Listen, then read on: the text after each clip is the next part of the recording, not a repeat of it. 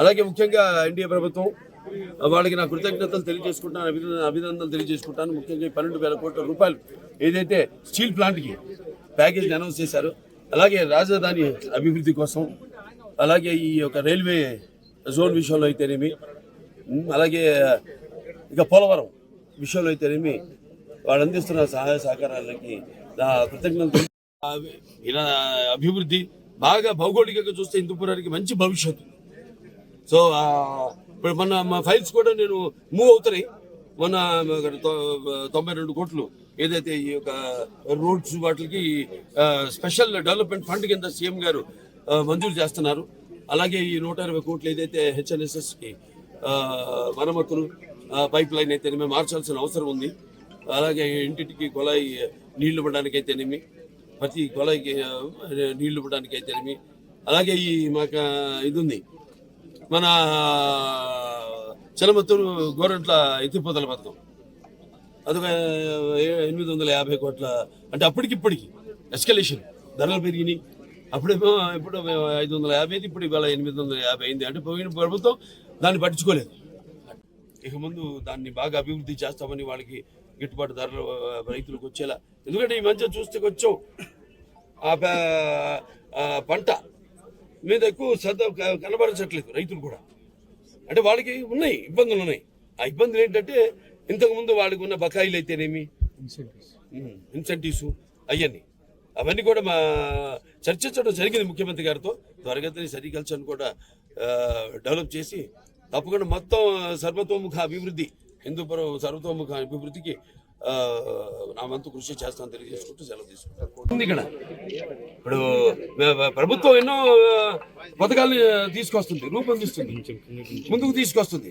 కానీ దాన్ని ప్రజల్లోకి తీసుకెళ్లేది, ఇంప్లిమెంట్ చేసేది అధికారులు, బ్యూరోక్రాట్స్.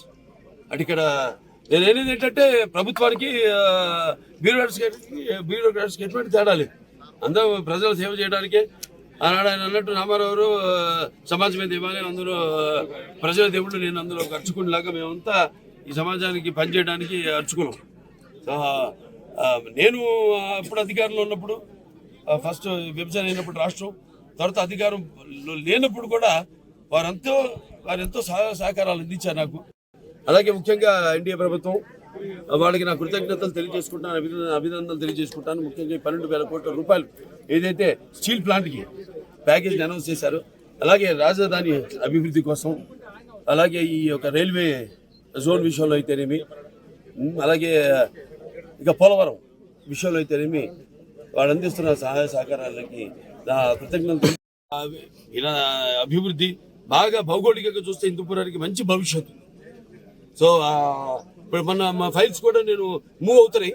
మొన్న 92 కోట్లు ఏదైతే ఈ యొక్క రోడ్స్ వాటికి స్పెషల్ డెవలప్మెంట్ ఫండ్ కింద సీఎం గారు మంజూరు చేస్తున్నారు. అలాగే ఈ 120 కోట్లు ఏదైతే హెచ్ఎన్ఎస్ఎస్కి మరమ్మతులు పైప్ లైన్ అయితేనేమి మార్చాల్సిన అవసరం ఉంది.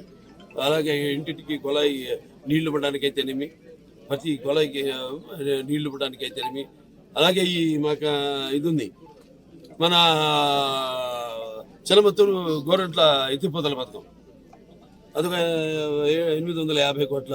అంటే అప్పటికిప్పటికి ఎస్కలేషన్ ధరలు పెరిగినాయి.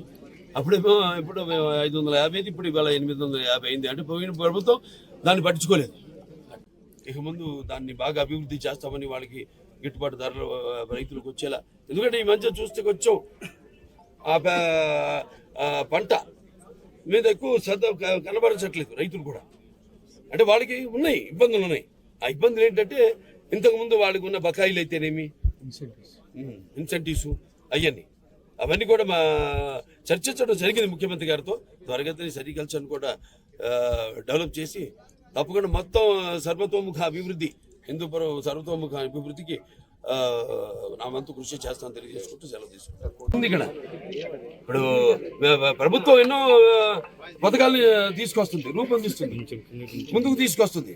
కానీ దాన్ని ప్రజల్లోకి తీసుకెళ్లేది, ఇంప్లిమెంట్ చేసేది అధికారులు, బ్యూరోక్రాట్స్.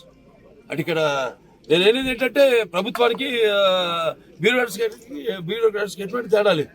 అందరూ ప్రజల సేవ చేయడానికే. ఆనాడు ఆయన అన్నట్టు రామారావు సమాజమే దేవాలయం, అందులో ప్రజల దేవుళ్ళు, నేను అందులో ఒక అర్చకునిలాగా మేమంతా ఈ సమాజానికి పనిచేయడానికి అర్చుకున్నాం. సో నేను అప్పుడు అధికారంలో ఉన్నప్పుడు ఫస్ట్ విభజన అయినప్పుడు రాష్ట్రం, తర్వాత అధికారం లేనప్పుడు కూడా వారెంతో సహకారాలు అందించారు నాకు.